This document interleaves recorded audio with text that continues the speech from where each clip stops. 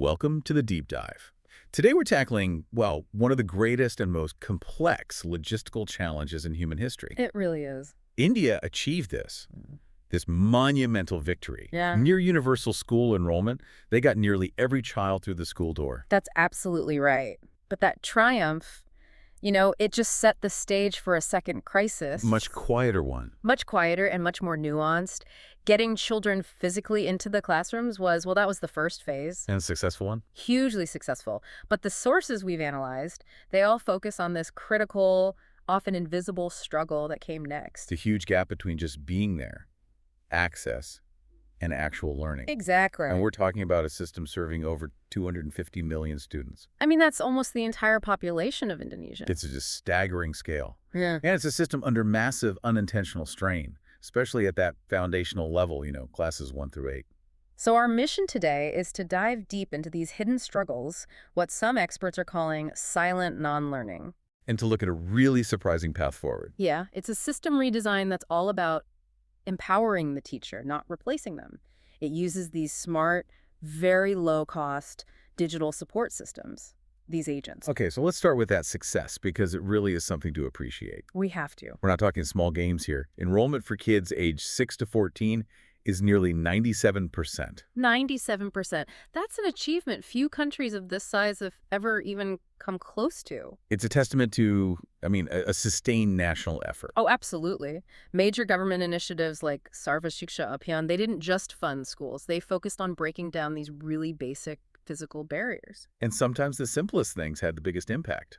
We learned that just providing millions of separate functioning toilets and water facilities was revolutionary. It was. In the early 2000s, the lack of sanitation in rural schools was maybe the single biggest reason for high dropout rates. Especially for girls. Especially for girls once they hit puberty.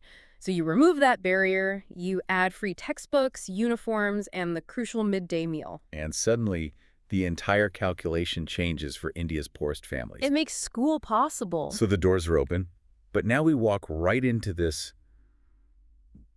silent crisis. The kids are going to school, they're following the routine, they're getting promoted every year. But the foundational concepts, they're just not landing, they're murky. And that's the core of this silent non-learning. Exactly. The system's mechanics keep running, Students get report cards, teachers check attendance, but the actual engine of learning has stalled. So these kids carry what you called foundational cracks with them.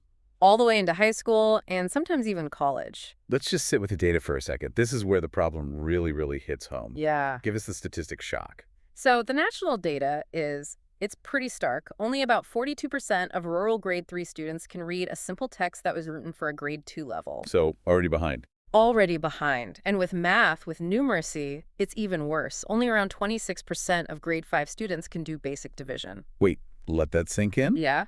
3 out of 4 children in the middle of primary school are already functionally behind in math. It's not a small problem. That's a massive structural disadvantage that gets baked into the system right at the start. It's the vicious cycle then. Of course. That cumulative disadvantage, it just crushes confidence. It makes harder subjects feel impossible, and it limits aspirations. So even though they have access to the building. They're blocked from ever really accessing the opportunity inside it. And that complexity is, of course, just made so much bigger by the scale we're talking about. Right. How do you design one solution that works in a huge city and in a tiny remote village? The sources say you can't. Uniform solutions just fail. They do. In a city school, you might have a library, specialist teachers, reliable electricity. But out in a village. The reality is the multi-grade classroom. One single teacher trying to manage 5 different subjects for kids from age 6 to 12, all at the same time. And often with hardly any resources. Exactly. They're basically running a marathon with their hands tied behind their back.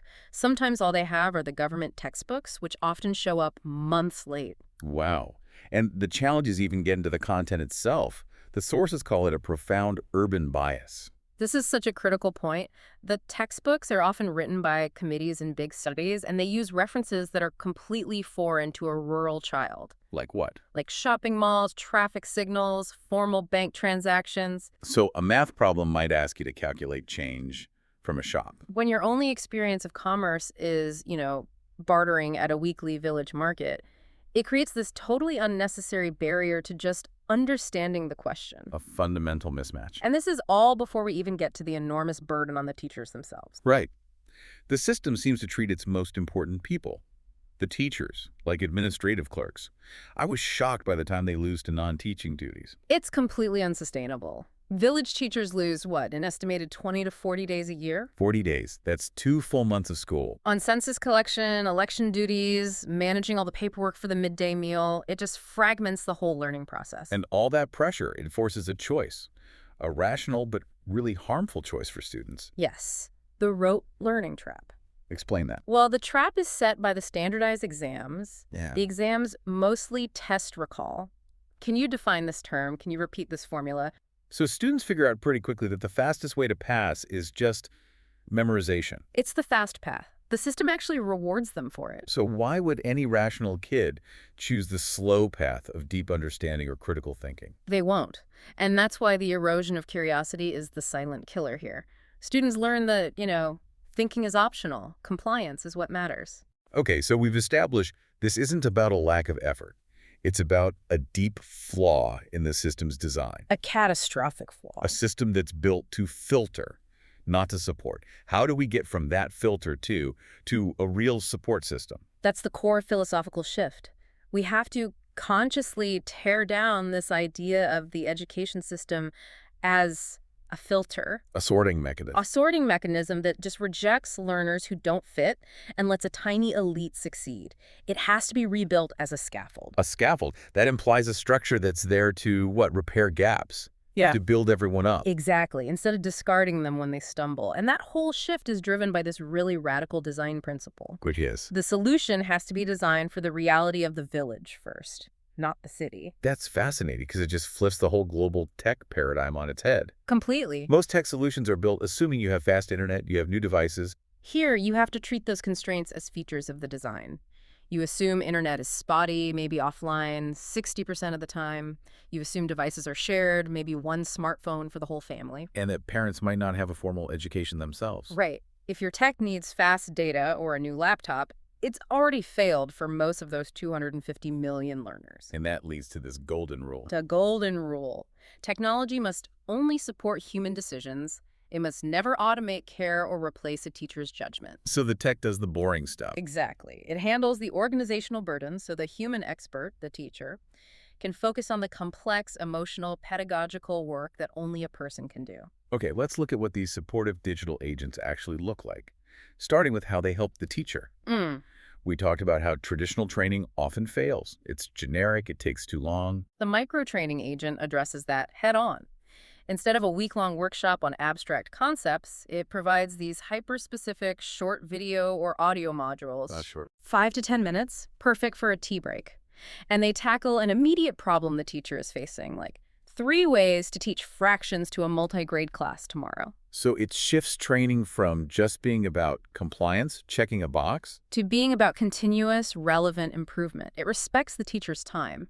and then there's the teaching aid generator. A brilliant, super low-tech idea. It's designed specifically for those resource-strapped village schools. This is what I'd call radically appropriate technology. Yeah. How does it work with, basically no budget? So it works completely offline. That's key. The teacher just inputs the topic, say the water cycle. Then they input the materials they actually have on hand. Like mud and sticks. Mud and sticks, cardboard, chalk, and newspaper. And the agent just spits out simple, step-by-step instructions for a hands-on teaching aid using those materials. It turns constraints into creativity. That's it. Okay, now let's pivot to the agents that support the child directly, the ones that tackle that silent non-learning, starting with language. The language transition agent. This is so essential for first-generation learners. So a child whose mother tongue is different from the language of the school. Exactly. Imagine your mother tongue is Santali, but the school teaches in Hindi. The content is immediately blocked by a language barrier, even if you understand the concept. And the agent uses an ears-first phase. Right. It's a simple, powerful bridge. The child listens to a simple bilingual audio story. It makes sure the kid understands the concept, say, conservation of mass, in their own language first. And only then is the new language introduced. So you separate the concept from the language, the understanding lands before the barrier goes up. That feels like such a crucial design choice. Yeah. But maybe the most profound tool is the foundational skill gap recovery agent. I think it is. This diagnostic archaeology, what is that? It's about using data to find the precise missing building block in a child's learning history. Because traditional systems just make a struggling student repeat the entire year. Which is demoralizing and, frankly, inefficient. This agent cuts right through that. So if a 12-year-old, let's call him Arjun, is struggling with graphs in grade 6, the agent might find the root cause isn't the graphs at all. It's that Arjun never really understood place value, a grade 3 skill. the foundation for understanding coordinates. Exactly. So the agent gives him a targeted 10 or 15-minute micro-pack activity to fix that one specific skill. Once the foundation is repaired, he can rejoin his class. He's lost minutes, not a whole year. It's precision repair, not mass repetition. It's an instrument of educational justice, really. And finally, you have to make sure that child stays in the system. The dropout prevention early warning agent. And this goes beyond just tracking bad grades, which is often too late. Right. It systematically monitors 4 non-academic things. Yeah. Irregular attendance, consistently missing assignments, falling engagement in class. And any notes the teacher has logged about a family crisis or something. And by seeing those patterns, the system doesn't make a decision. It just generates a private yellow alert for the teacher, a little nudge. So it's turning data from surveillance into a tool for proactive care. That's it. It gives the teacher the insight to have a timely human conversation before that child feels so overwhelmed they just decide to leave.